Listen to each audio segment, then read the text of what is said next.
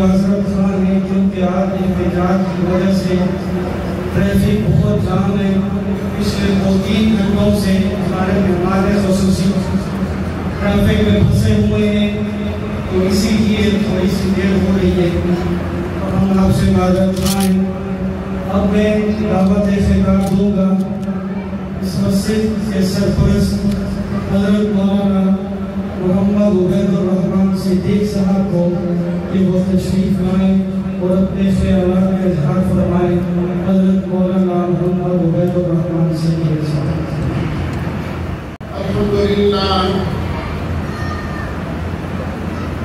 الحمدللہ رب العالمین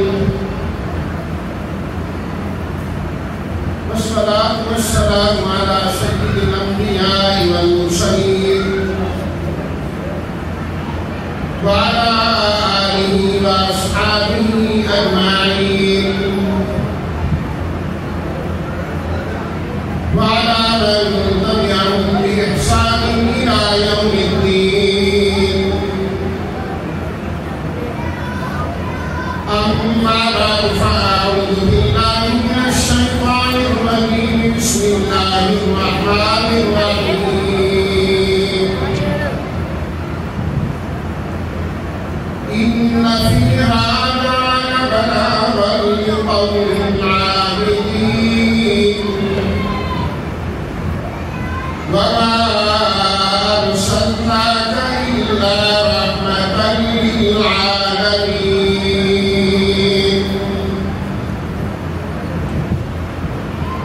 قل إنما يوحى إلي أنما إلهكم إله واحد فهل أنتم مسلمون.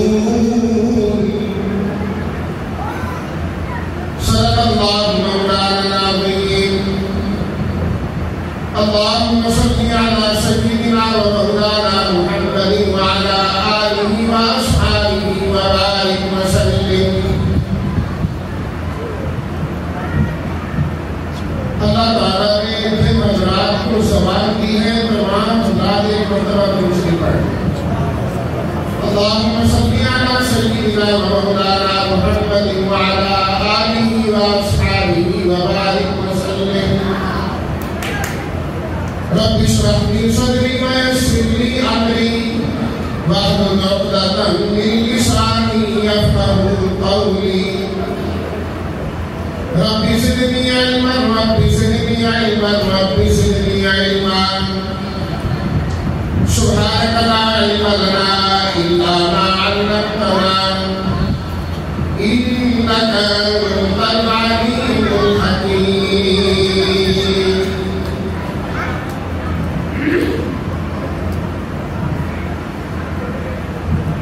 محترم و مکرم حضرات سامعین کرام،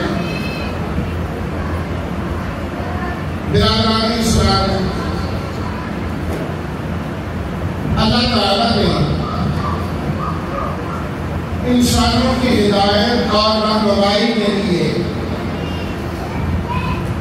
ہمیں 2 خزانے عطا فرمائے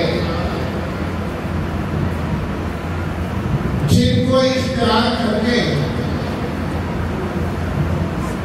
انسان کامل ہدایت حاصل کر سکتا ہے. انسان اگر جنت کے راستے تک براہ راست پہنچنا چاہتا ہے تو اللہ نے 2 خزانے ہمیں عطا فرمائے ہیں جنہیں انسان حاصل کر کے جنت تک پہنچ سکتا ہے. کتنے خزانے عطا کیے اللہ تعالیٰ نے؟ سارے بولو، میرے ساتھ ساتھ چل رہے ہیں. 2 خزانے اللہ نے عطا کیے ہیں ہدایت کے لیے، جنت میں پہنچنے کے لیے. سب سے پہلا خزانہ کامل ہدایت کا مجموعہ اللہ نے قرآن مجید نازل فرمایا.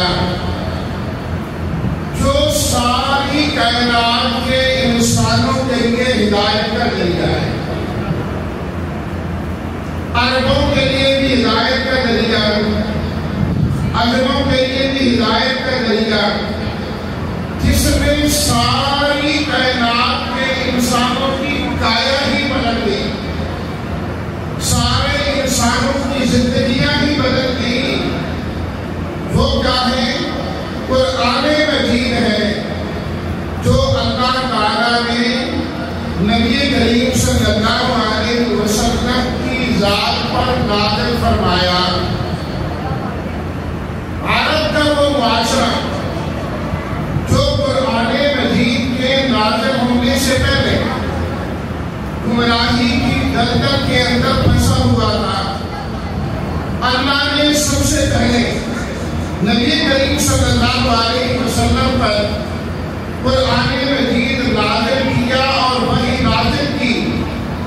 پہلی وحی کے آگے ہی آپ نے صلاۃ و تسلیمات پر نبوت کا آغاز ہوا، اور آپ نے صلاۃ و تسلیمات میں قرآن مجید کے ذریعے سے معاشرے کے اندر تبدیلی کا آغاز کیا، اور اس معاشرے کو قرآن مجید سنایا۔ اور قرآن مجید جو ہی مکہ کی گلیوں میں قرآن مجید جو ہی لوگوں کے کانوں میں جانا شروع ہوا، اللہ تعالیٰ نے انسانوں کی زندگیوں کو بدلنا شروع کر دیا۔ سب کہیے سبحان اللہ۔ ادھر ادھر توجہ، جس کام کے لیے آئے ہیں ذرا توجہ ادھر کیجیے۔ بڑے بڑے وہ لوگ جو آپ نے صلاۃ و تسلیمات کے دشمن ہیں، آپ سے دور ہیں، جب ان کے کانوں میں نبی کریم صلی اللہ علیہ وسلم پر نازل ہونے والا قرآن گیا، اللہ نے ان کی زندگیاں ہی بدل ڈالی، زندگیاں بدل گئی اس قرآن مجید سے۔ اللہ اکبر۔ لکھا ہے کتابوں میں کہ نبی کریم صلی اللہ علیہ وسلم کا جو سب سے بڑا دشمن ابو جہل تھا، اس کے پاس اس کا دوست ملنے کے لیے آیا، تو جب وہ آیا تو ابو جہل اس سے کہنے لگا، بات یہ ہے کہ تو یہاں مکے کے اندر تو آیا ہے، ہمارے یہاں ایک ایسا شخص ہے، وہ پتہ نہیں کیا کلام سناتا ہے، کیا چیز سناتا ہے، باپ بیٹے کا، ماں بیٹی کی نہیں رہتی، بس اس کلام کو سنتے ہی انسان اسی کا ہوتے رہ جاتا ہے۔ اس طرح کرنا، تم وہ کلام نہ سن لینا، کہ اس کی باتیں نہیں سننی۔ ہاں ٹھیک ہے۔ اب ظاہری بات ہے وہ مکے میں آئے کسی کام کے لیے،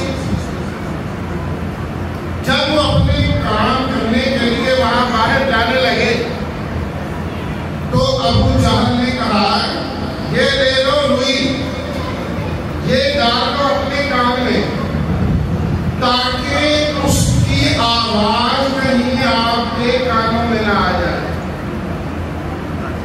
اگر اس کی آواز آپ کے کانوں میں آ گئی نا تو معاملہ خراب ہو جائے۔ وہ سب کہتے ہیں میں نے اپنے کان بند کر لیے روئی سے، میں جب اپنے کام کے لیے نکلا اور باہر گیا تو میں چلتے چلتے چلتے چلتے چلتے خانہ کعبہ مسجد الحرام کے قریب پہنچا۔ اللہ ہم سب کو بار بار مکے کی زیارت کرائے، جو گئے ہیں اللہ انہیں بھی کرائے، جو نہیں گئے اللہ انہیں بھی کرائے۔ اللہ اپنے غیب سے اسباب بنائے اور ہمیں بیت اللہ کے سامنے نماز کی توفیق عطا فرمائے۔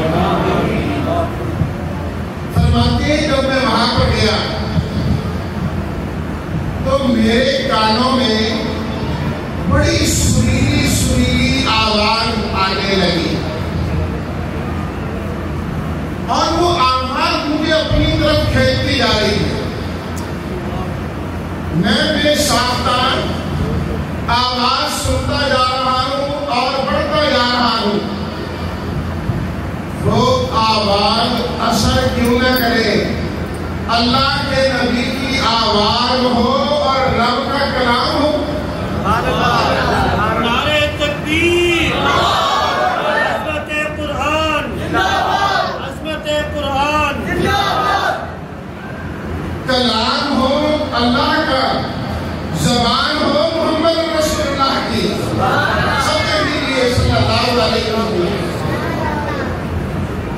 فرماتے ہیں کہ جب میں وہاں پر گیا تو کیا دیکھتا ہوں، بیت اللہ کے سامنے نبی کریم صلی اللہ علیہ وسلم نماز میں قرآن کی تلاوت کر رہے ہیں.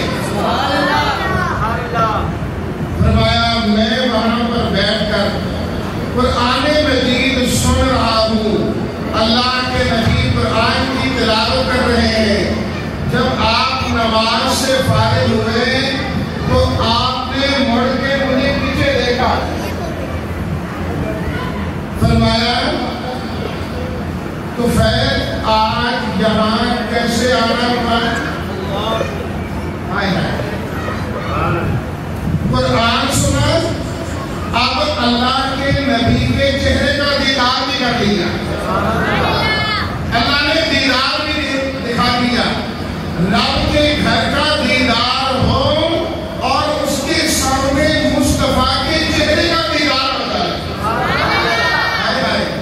کیا خوش قسمت ہے وہ صحابہ کرام جو ایک نظر بیت اللہ پہ ڈالتے تھے، دوسری نظر محمد رسول اللہ پہ ڈالتے تھے. اللہ اکبر. کہتے ہیں کہ اتنی شفقت سے آپ نے ہی صلاۃ و تسلیمات نے پوچھا تو پھر آج کیسے آنا ہوا؟ میں نے کہا آپ کا غلام بننے کے لیے حاضر ہوا. آئے تو اپنے کام کو تھے، اپنی ضرورت کو تھے. ابو جہل نے کہا کان بند کر کے جاؤ، لیکن جس کی قسمت میں اللہ ایمان لکھ دے روک کون سکتا ہے؟ وہاں رکاوٹیں ڈال کون سکتا ہے؟ یہ تو وہ لوگ تھے جن کے بارے میں اللہ نے خود فرمایا میرے حبیب میں نے آپ کی جماعت تیار کرنی ہے. اور اللہ کے نبی صلی اللہ علیہ وسلم نے جن کی سیرت کے لیے ہم جمع ہوئے، اس کی سیرت کیا ہے؟ انہوں نے جو جماعت تیار کی وہ اللہ کا قرآن سورہ بنا کے تیار کی. کہنے لگے میں تو آپ کا غلام بننے کے لیے آیا. فرمایا چل پھر پڑھ لو نا اشہد ان لا الہ الا اللہ واشہد ان محمد رسول اللہ. جو قرآن سنتا چلا گیا اللہ نے اس کے سینے کو روشن کر دیا. سینہ روشن ہوتا چلا گیا. آج بھی اگر میں اور آپ اپنا سینہ روشن کرنا چاہتے ہیں، اپنا اندر روشن کرنا چاہتے ہیں، روشنی بلبوں سے نہیں ہوگی. یہ بلب ابھی بجلی گئی، بلب بند ہوا، اندھیرا ہی اندھیرا ہوگا. قرآن کا نور وہ ہے جو انسان کا باطن اس طرح روشن کرتا ہے انسان دنیا سے چلا جائے اللہ قبر روشن کر دیتے ہیں. ابھی بات ہو رہی ہے نا فکر آخرت کی. قبر روشن ہوتی ہے رب کے قرآن سے روشن. تو پہلی چیز اللہ نے جو ہدایت کا ذریعہ بنایا ہے وہ اللہ کا قرآن ہے. اللہ کا قرآن میں نے آپ کے سامنے سورہ انبیاء کی آخری آیات میں سے ایک آیت تلاوت کی. اس میں اللہ نے انہی دو چیزوں کا ذکر کیا. پہلی چیز اللہ کا قرآن. فرمایا اعوذ باللہ من الشیطان الرجیم. اس طرح سننے والے قرآن یہ آواز سمجھ آ رہی کہ نہیں آ رہی؟ بسم اللہ الرحمن الرحیم ان فی ھذا لبلاغا لقوم عابدین. فرمایا کہ اس قرآن مجید کو ہم نے عبادت گزاروں کے لیے رب کا پیغام بنا کر بھیجا ہے. اللہ نے اپنا پیغام اپنے نبی کی امت کے لیے قرآن کی صورت میں بھیجا ہے. اور اس قرآن کی شان یہ ہے کہ اللہ نے جس نبی پر یہ قرآن نازل کیا فرمایا اس کی شان کا اندازہ اس بات سے لگا لو. ساتھ ہی اگلی آیت میں فرمایا وَمَا أَرْسَلْنَاكَ إِلَّا رَحْمَةً لِلْعَالَمِينَ.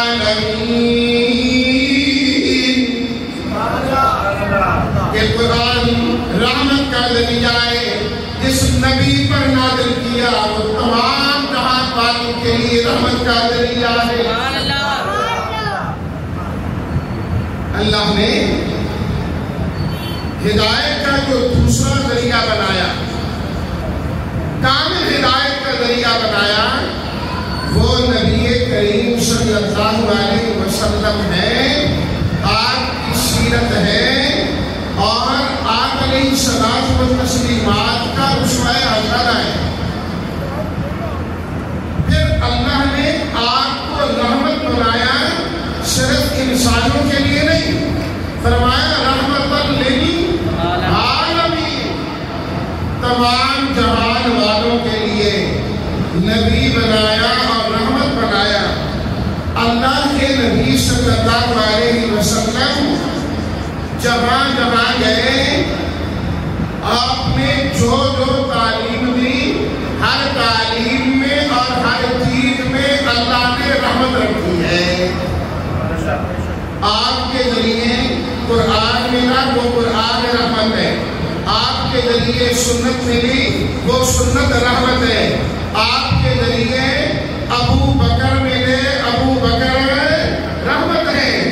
سارے صحابہ ملے، سارے کے سارے صحابہ آپ کی وجہ سے ملے، یہ بھی رحمت ہے.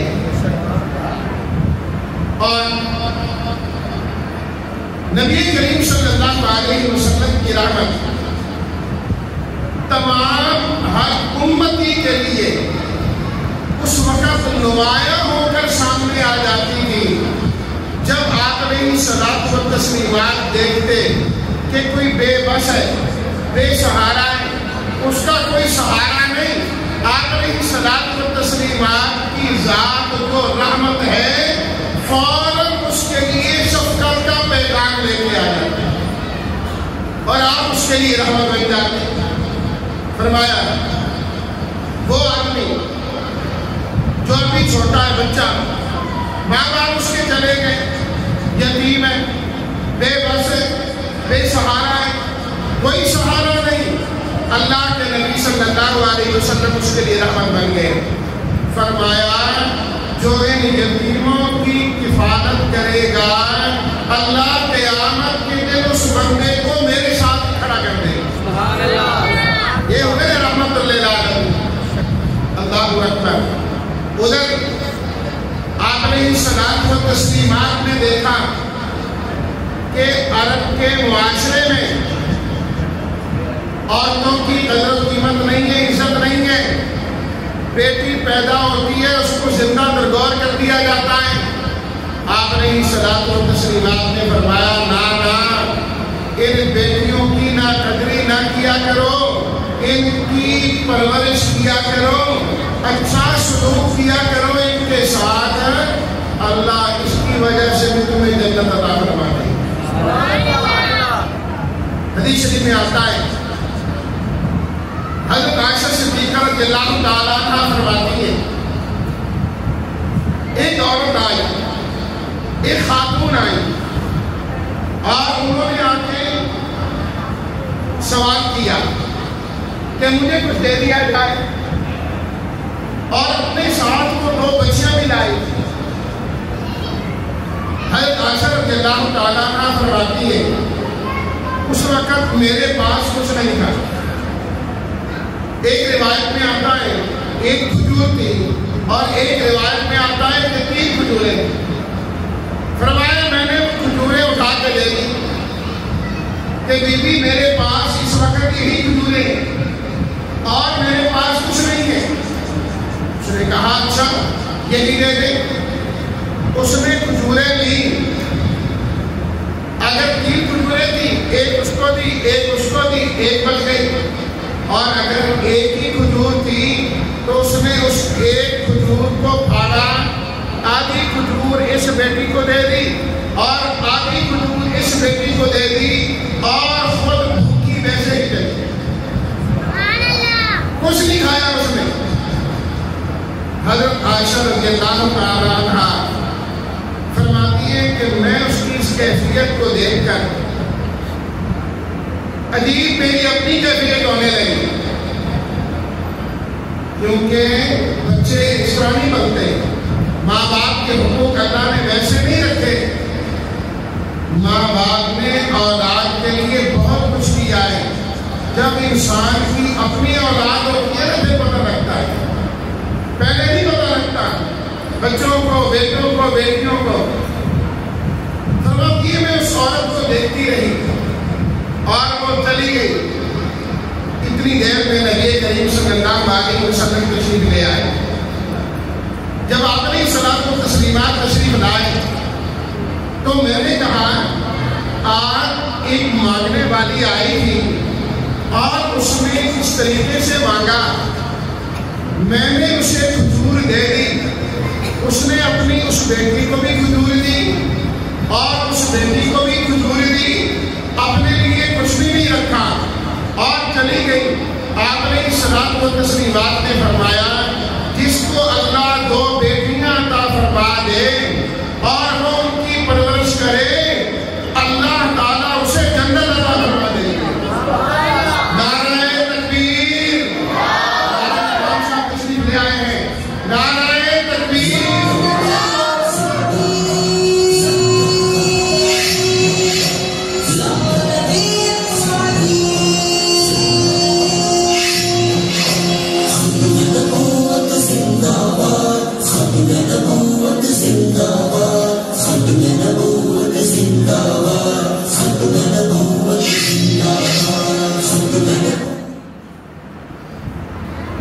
تو ہدایت کا دوسرا ذریعہ نبی کریم صلی اللہ علیہ وسلم کی سیرت ہے.